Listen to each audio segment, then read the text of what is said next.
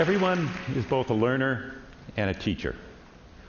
This is me being inspired by my first tutor, my mom. And this is me teaching Introduction to Artificial Intelligence to 200 students at Stanford University.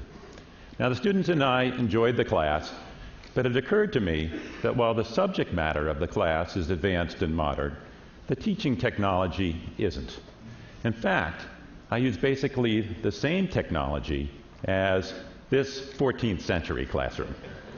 Note the textbook, the sage on the stage, and the sleeping guy in the back. Just like today. So my co-teacher, Sebastian Thrun, and I thought there must be a better way. We challenged ourselves to create an online class that would be equal or better in quality to our Stanford class, but to bring it to anyone in the world for free. We announced the class on July 29th, and within 2 weeks, 50,000 people had signed up for it. And that grew to 160,000 students from 209 countries. We were thrilled to have that kind of audience and just a bit terrified that we hadn't finished preparing the class yet. So we got to work.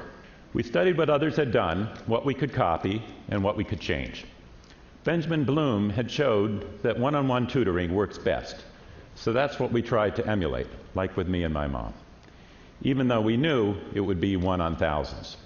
Here, an overhead video camera is recording me as I'm talking and drawing on a piece of paper.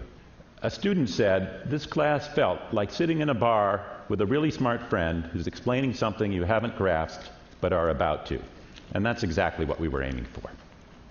Now, from Khan Academy, we saw that short 10-minute videos work much better than trying to record an hour-long lecture and put it on the small format screen. We decided to go even shorter and more interactive. Our typical video is 2 minutes, sometimes shorter, never more than 6, and then we pause for a quiz question to make it feel like one-on-one tutoring.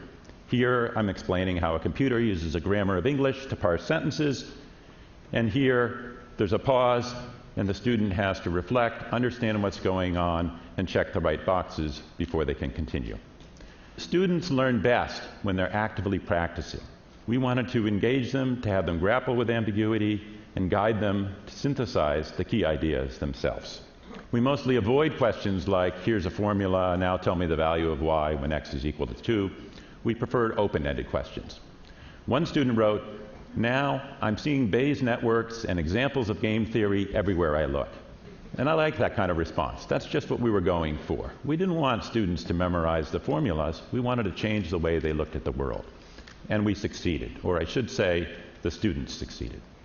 And it's a little bit ironic that we set about to disrupt traditional education, and in doing so, we ended up making our online class much more like a traditional college class than other online classes.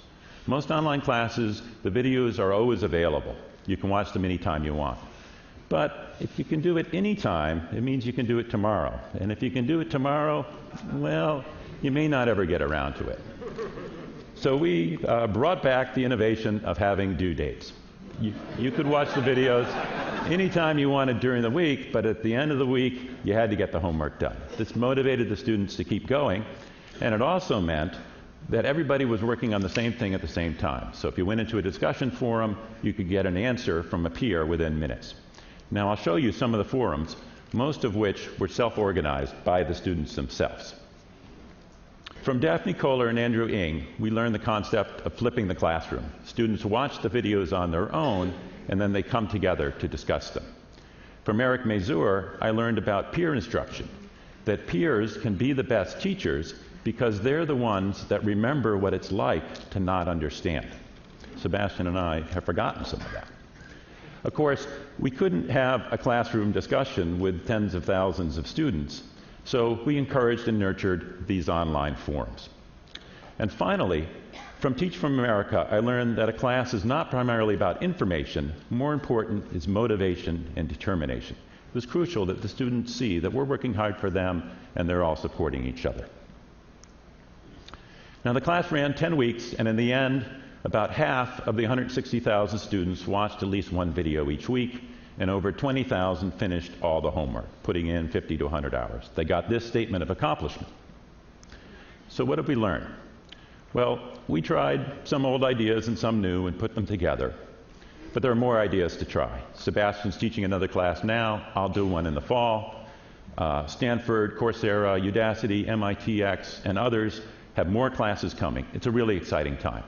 But to me, the most exciting part of it is the data that we're gathering. We're gathering thousands of interactions per student per class, billions of interactions altogether.